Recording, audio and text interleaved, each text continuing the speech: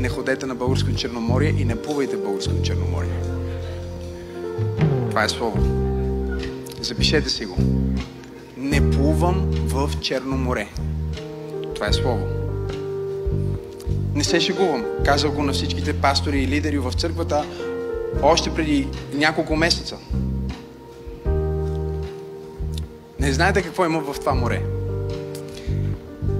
Не се казва какво е, защото това ще развали сезона и ще отключи кутията на Пандора икономически.